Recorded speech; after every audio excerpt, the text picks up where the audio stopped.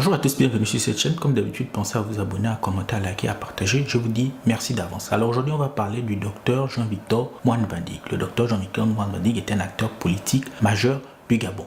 Pour lui, la libération du Gabon s'exprime par deux éléments.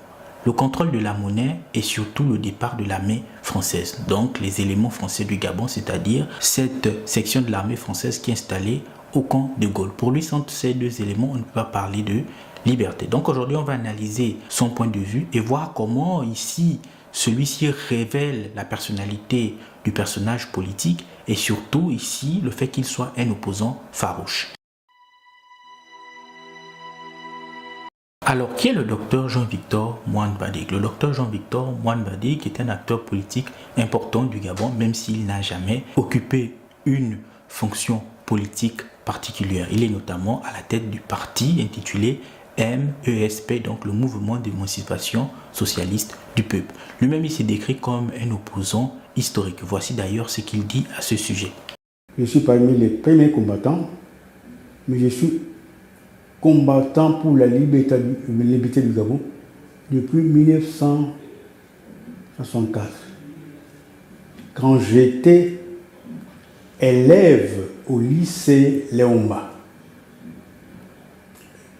j'ai pris pour option de me battre pour la libération nationale et sociale du Gabon.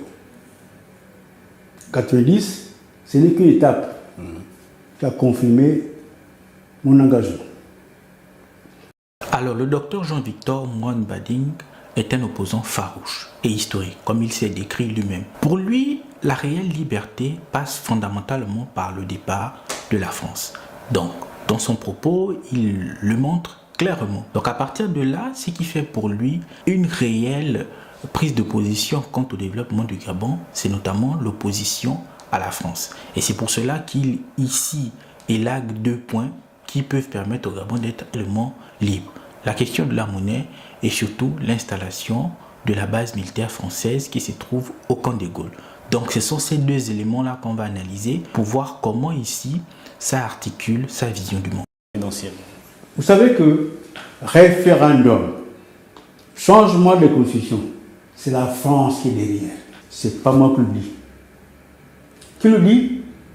Le président du Tchad, le général qui a été tué, qui a dit c'est la France qui impose les changements de constitution.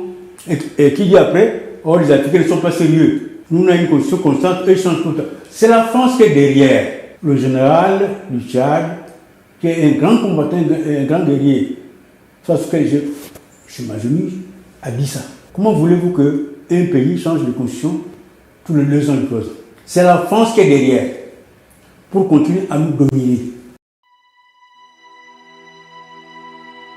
Alors, l'analyse du docteur Jean-Victor Mouane-Badig est extrêmement pertinente. Il a raison sur toute la ligne. Le premier point que je vais aborder, c'est notamment celui de la monnaie. Effectivement, un pays qui ne contrôle pas sa monnaie, pour le cas de figure le franc CFA, ne peut pas aspirer ici à une réelle liberté. Parce qu'il y a un décalage déjà entre la valeur du franc CFA et la valeur de l'euro. Lorsqu'on a des euros, on a un pouvoir d'achat plus puissant que lorsqu'on a du franc CFA. Sur ce point, le docteur Jean-Victor Mouane-Badig, il a raison. Effectivement, la puissance financière permet d'avoir une liberté dans le contrôle des ressources. Donc, sur ce point, le docteur Jean-Victor Mouane-Badig, il a raison.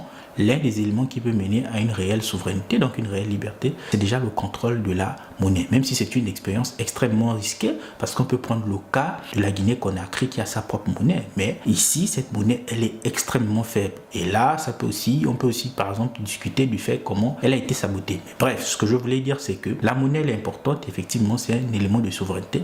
Mais sauf que la mettre en place ici met en évidence certains risques. L'autre élément, c'est celui de la base militaire française. Là encore, son analyse, elle est extrêmement pertinente. Lorsque on a une armée étrangère sur notre territoire, cela ici met en avant un risque. Un risque pourquoi? Parce que si jamais un jour on rentrait en confrontation avec la France, on serait d'un point de vue stratégique et tactique déjà pris au piège parce que l'armée, elle est installée sur notre territoire. D'ailleurs, elle forme même les militaires gabonais. À partir de ce moment, on n'est pas souverain. Dès qu'une armée nous forme nos militaires ou dès qu'une armée est installée en permanence sur nos territoires, on est quelque part à découvert. À découvert, pourquoi? Parce que cette armée connaît nos tactiques, cette armée connaît nos stratégies, cette armée connaît même nos territoires dans la mesure où elle entraîne des soldats dans nos forêts. À partir de ce moment, je suis d'accord avec le docteur Jean-Victor Mouane-Badi. Pour finalement avancer vers une réelle liberté, il faudrait que l'on se pose sur ces deux éléments. La monnaie et surtout la présence de la base militaire française. Après, on peut se demander, est-ce qu'en l'état actuel des choses, c'est quelque chose